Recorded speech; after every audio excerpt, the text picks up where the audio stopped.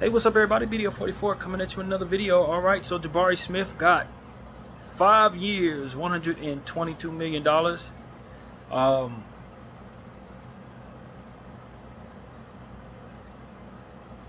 Kind of speechless only because I actually don't think the contract is horrible at all. I still think the upside for Jabari Smith is pretty solid.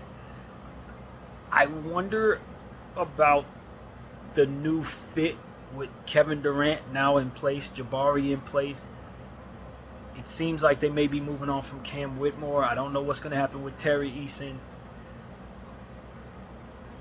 I'm wondering if they're finding themselves removing athleticism and wiggliness, so to speak, and inserting jump shooting. And I wonder if it's not going to kind of change the dynamic of the Rockets. They're probably still a contender for certain. They're a contender. But I just see it.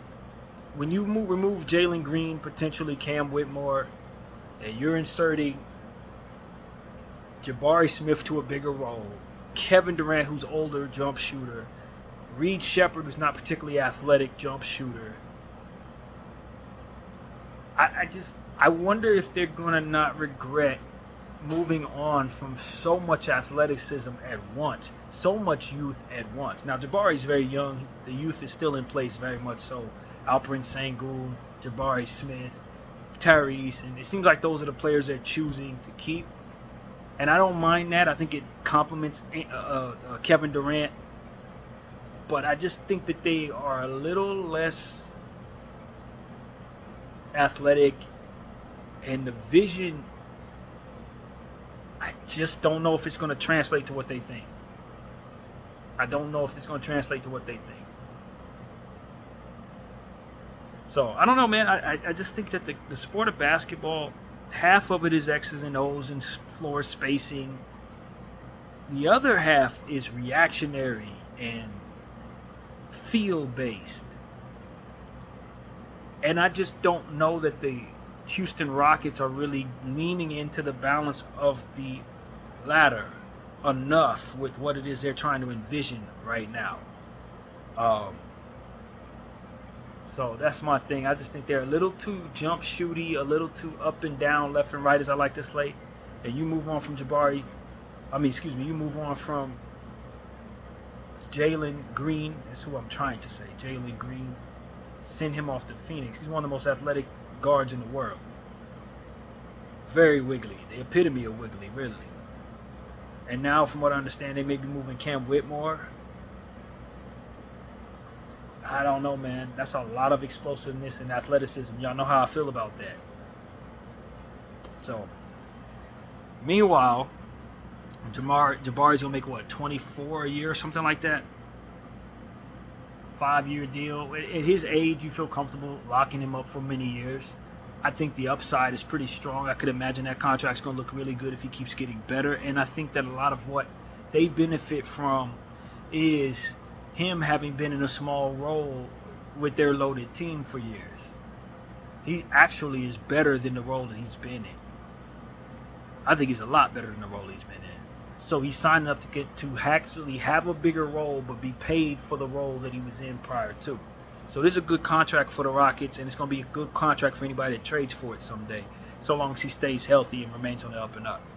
Because I do think that him being somewhat underwhelming has nothing to do with him. It has to do with how little they actually needed from him throughout the course of his career. So I don't think this is a bad thing. I don't think it's a bad thing at all. I'm a fan of what he does. I do think he's a bit limited. You know, you're not asking him to put the ball on the floor, but he's still an excellent three-point shooter from straight away. Still an excellent source of defense. Can really, really defend better than people give him credit for. So I'm a Jabari Smith supporter in regards to what he does. I think he's a nice piece. So long as you keep the stuff around him that can do the things that he cannot do. I think he's a hell of a piece. I think floor spacing is going to be at a premium in Houston. And I think they're going to win a lot of games. But are they better than OKC? I think they are not. But maybe you don't need to be necessarily better than OKC. You just need to take care of your business and let the chips fall where they may. Because as many players are going down with injury and stuff like that, changing the dynamic, You don't have to be better sometimes to be there in the end. I think Indy taught us that. So I think Houston believes in what they're doing. I heard a rumor that the Houston Rockets could potentially be interested in Dorian Finney-Smith, which is interesting, taking him from my Lakers. There's a lot of chatter going on about the Lakers being willing to do a sign and trade with the Rockets for Dorian, sending Dorian their way and taking back Whitmore. We'd possibly have to send something else out. But I'm extremely intrigued by the idea of that, and I would do that in a heartbeat. And I think Dorian's important to our winning right now. But as you guys know, I'm not as interested as a Laker fan about winning right now. I'm just not. I'm more interested in building the pieces, the athletic pieces that Luka can lob to. Luka needs his Derek Lively. Luka needs his Derek Jones Jr. Those are we need athleticism. He is one of the best lob guards to ever play the game, and when you don't have guys who can catch the lob, you take a lot away from what Luka ultimately brings to the table. A whole lot. And so we already got Thero. Luka's going to make Thero look great when he's on the floor with him. Now we need to try to get somebody like Cam so he can get that lob going, get that Derek Jones look going for himself. You give him enough of those super leapers, and I promise you, Luka's going to tear teams apart. So if there's any chance the Lakers can pull that off, I think that's a home run for our organization going forward. We need leapers, man. Athletes that can run the floor. I think spacing's important, but I want to load up on athleticism at this point. I really do. I don't want to give away Dalton Knecht to do it, though. You got to have a balance, and that balance is making sure you have enough jump shooters, perimeter defenders, playmakers, and stuff like that. But right now, for what it is that we need to get faster, stronger, and more explosive. And if we're doing that, I think we're going to win more games than we did last year. I think that. So spacing in place, Dorian going out takes away our ceiling to a degree to win now, but bringing in somebody young like Whitmore, I think just like Jabari, he hasn't had the role. So Houston's asked him to do less, and so he's at a price tag that you can possibly pick up, and you can be certain that you're going to give him a bigger role, for which his value goes up. So that's a great situation. I think Houston's a bit misguided in what they're trying to do, but if we're going to benefit from it, I'm all for it. I understand it may cost us a second-round pick. My understanding is that we didn't have any future second-round picks to trade. So I don't know what the rumor truly is, what we'd have to give up to get Whitmore in a sign and trade for Dorian. But if they want Dorian, I think Dorian fits right in with that up and down, left and right, perimeter defense, jump shoot type of vision that they have for the Houston Rockets. He helps them. Send us the young kid that you can't do nothing with. That'll help us.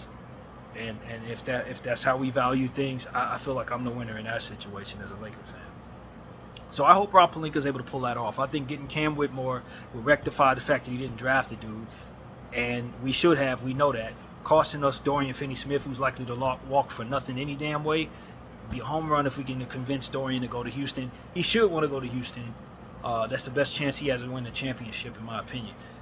When I look at Dorian Finney-Smith's, the things that are being said in regards to where he could go, Detroit is an interesting situation for him. They said that Detroit may be interested, and I think I heard another team named too, and I don't remember who it was, but some random team in the Eastern Conference, like Chicago or something like that. If I'm him, if those are the two teams that are interested in me, I'm going to Houston. The sign and trade to Houston is the best path for Dorian Finney-Smith. If he truly don't want to be a Laker no more, that he's trying to go after a team that he can win a championship with, I think Houston makes the most sense between the two of them. Now, Detroit is a real team, and I don't blame him for wanting to go to Detroit too. But Houston, I feel like, would be a better place to live, just in general. And I do think that Detroit has plenty of forwards that will likely put his role in jeopardy at times. I don't know that is exactly what Houston's about to have, although it kind of looks parallel in a way when you consider Kevin Durant and Terry Eason. So it might be kind of parallel. But just in general, Houston probably has the better chance of being the team that likely wins a championship than Detroit, although Detroit's in the easy East, so maybe you don't feel that way. It's pretty even in some ways, but I think for my money, I'd probably want to play in Houston. He has ties to the Texas area, given the fact he played for Dallas for so long. So I don't know, man, but if put it like this, for me, the vision that I have for my basketball team going forward, if I could turn old Dorian Finney-Smith into young, explosive Cam Whitmore, I'd do it twice. I'd do it twice. They let the chips fall where they may, and just give bigger roles to people that probably need them anyway. Cam gets a bigger role, Dalton gets a bigger role, and we just live and die with whatever comes with that. As those players are young, they need to be developed. I really don't care if my team is a little worse for it in the short term, because I know in the long term, I'm putting together pieces that can really turn into something. So for me, I don't care for the old man route. Give me the young kid with the upside. Can we please get Jericho Sims and Cam Whitmore? That's what I'm talking about. Go get Jericho Sims. Go get Cam Whitmore, if at all possible. Go pull Deron Sharp as well, since the Nets inexplicably let him walk into unrestricted free agency. Obviously, he needs to be signing with the Lakers. Clearly, that should be a priority as well. But if we can land pieces like that, that's good enough for me, man. I don't need win now pieces. No disrespect to LeBron James, who wants to win right now, but I don't need old guys, bro. I personally think you do better running with a bunch of youngsters any damn way. I've been saying that since you got here. So if we can get some rookie contracts or some young guys who haven't made a name for themselves yet, I got Luka, I got Austin, I got Bron. Y'all gonna carry whatever. The stuff on the team ain't gonna be playing as much if y'all get the usage out of y'all that you're supposed to be any damn way. Y'all gonna be the only ones really doing it all, and that's all we're gonna need. Just enough depth and young players to give y'all a breather, to learn, to have high upside, to get better throughout the course of the season, and to replace the era we're in around Luka with pieces that fit what he needs in order to succeed. That's all I care about. I don't care about, you can talk about bringing in a center, which is most necessary if you feel that this is the only way to do it, by bringing me a Clint Capella, cool. But I know I'm going to be right back in this situation a year from now, any damn way. I'll tell you this, man. In 2026, if you're going to bring me Clint Capella or Brook Lopez, I do think in 2026, we should keep our pick, intend to draft whatever center's there. We just have to solidify the future of our center position once and for damn all, bro. I don't care if he's not a lottery pick. I don't care if I'm getting him at 22 or 23 or whatever we would be. Just find the best center in the range and take him. Because I would have been very happy with a Thomas Sorber to solidify my center position this year. And he was gotten at 15, 16 into the lottery. I don't know what's coming up in the draft. I haven't even done any homework next year. But since we have our pick, whether it's a lottery pick or not, I think we should keep it. Even if it's the last pick in the first round, we should keep it and draft the best center available to solidify our future at the center position once and for freaking all. Because we're going to keep having to do this every single year, man. Trying to find a guy who's likely not, at the value you want. Probably old, run down, Clint Capella, Brook Lopez, whatever the version is going to be next year, whoever it's going to be. Or you end up giving those guys 3 and 4 year deals, knowing damn well that it's not a good deal. I understand once the draft comes around, you may find that you don't want to take that damn center. You probably do like a guard that's in place better, and if it comes with that, we'll make the right decision, just like we did with Thero. But as far as I could tell, if all things remain equal, that 2026 first round pick for the Lakers is the absolute best asset to secure a center. And I think we should hold on to it. Or if you're going to trade it for a center that you really like. I personally don't think I can't rule out it not being a good idea to think that way. Either keep it and draft that player next year, or dangle it and try to pick up that player this year. Understand that Walker Kessler not signed. He started following LeBron, Luka, and Austin. I don't think that that's anything short of him letting us know he wants to be here. He didn't follow the Lakers organization, but he followed the players, which tells me that they probably either communicated or these are representations saying, look, the Lakers need to go ahead and make this happen. I don't know if that means the deal is closed, but Danny Ainge has been willing to wheel and deal as of late, it seems. He didn't win the trade in a lot of people's eyes that he just made with the Charlotte Hornets to secure Nurkic. This means that he has it in mind that maybe moving on from Kessler is the right move. He got himself a center that could start this upcoming season. I think Kessler could potentially be on the move, and I wouldn't be surprised if the Lakers trade 26 for Kessler. I wouldn't be surprised if they do that. I would not be surprised. We just got to solidify this position once and for all with somebody that we can keep on tab for more than a year. Because this Clint Capella crap, that ain't moving me, man. And I don't want to do it next year either. I really don't. And I got to be honest with that. Nicholas Claxton, I like Nicholas Claxton for us as well. I'm not as high on Nicholas Claxton. I think he's probably reached his ceiling at this point. Whatever you've seen from him is what you're probably going to get from here on out. I don't think there's much. I don't think he's going to get better. And he's okay. You know what I mean? He's okay. Okay. It's probably not what I'm aiming for if I'm trying to solidify that position. But what we don't have right now is anything even reasonable, and we got to be real about that. So Claxton's a hell of an upgrade. Everybody's an upgrade for us at the center position right now, and that's the reality of it. But if I'm going to make sure that I'm not in the same position again, I got to get the guy, man. I have to get someone that we are going to have at that position from here on out for 65 years. And if that's Walker Kessler, then it's probably going to require us to move something we don't want to move to get him. And at this point, I don't know that we're in the greatest position of strength from which to be able to just not. You know what I mean? That's what I'm at with that.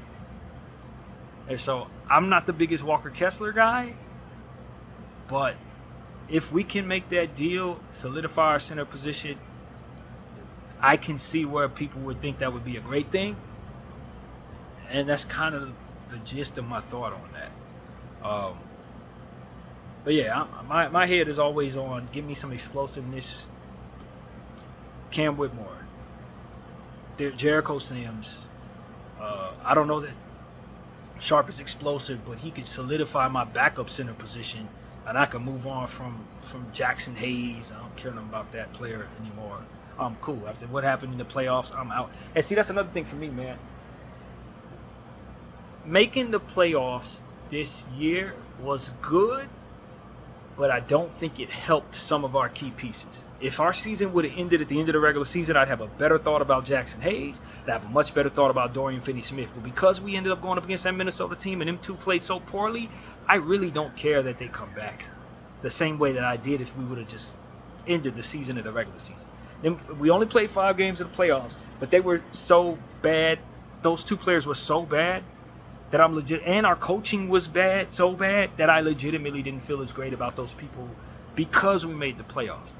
And I've kind of carried some of that into the offseason as we speak right now. I've calmed down on J.J. Redick. I think, rookie coaches make mistakes. I think he tried something that he likely would never try again, playing the same players without making a substitution in a playoff game. The whole game, I think that was something that he tried. He thought it was going to be something that gave him the best chance of winning, and it didn't. It was embarrassing how it went, and I think that's just kind of that's what you got to chalk up to, a coach being out of his element in his first time doing the job. I was pissed about it at the end of the season. I've just chalked it up to him being a rookie. We're going to go in another year, and hopefully he doesn't do anything like that ever again. But crashing and burning in the playoffs could potentially be a good thing for a coach like JJ, who's extremely intelligent. He panicked. He did some panicky bullcrap. It failed like it's supposed to. I don't expect him to do anything stupid like that again. But as far as them two players, I'm not about to overpay them. I'm not about to deal with no fuss about them. You know, I don't know how much truth it is to things that have been said, but from what I understand, Jackson Hayes wasn't pleased with his role. Bye, bro. Literally. If I can get any type of center that can upgrade from him, I like him as a lob threat, but I can't trust him in the playoffs. I can't. He was awful. Like unplayable. And if you unplayable in the playoffs, you ain't got no business being on this team. Because we the Lakers. You know we doing things for the playoffs. So if you can't play in the playoffs, what the hell are you doing here?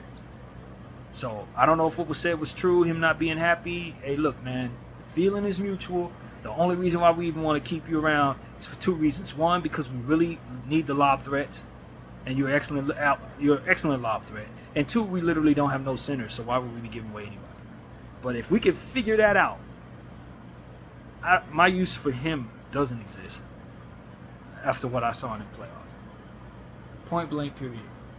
I can't have guys that are not sharp enough to perform in the playoffs. And the only reason why I'm not saying the same thing about Austin is because I know he had that foot injury. I know he had the foot injury. He was playing through it. It affected a lot. That's the only reason I'm not giving him that same hill. I need people to show up. If we're going to be intentional on continuing to win, we got to get people in here who can actually play in the playoffs. So Dorian, I'm not about to overpay for you. If we can do a sign and trade to get me a young stud that can fly, bye. Literally. Jackson Hayes, if I could find anybody that can play that center position at a competent level, you can do whatever you want, bro. Literally. So that's pretty much what I got to say. I didn't necessarily intend to turn this into a Laker video, but since the Rockets made the move that they made, signing Smith, and then I heard the rumors about potentially Whitmore being something included, that the Lakers are actually trying to get Whitmore, that's super exciting to me. That's exactly what I want us to do. And I'm trying to move on with young talent. I mean it, young talent, bro. I don't care nothing about old dudes. I don't particularly think they going to lead me to a victory in the championship anyway. I think I have a better chance of being pleased with the performance of younger players than if I bring myself a bunch of winning old guys who are still going to get their asses whooped by the Thunder any damn way. I'm not running toward that wall just to get knocked off by Chet and them. I want young stuff that can be part of building blocks that surround Luka with everything he needs to be an MVP candidate for the next 6 years. If we're not doing that, then I think we're messing up. PDL 44. I thank y'all for watching.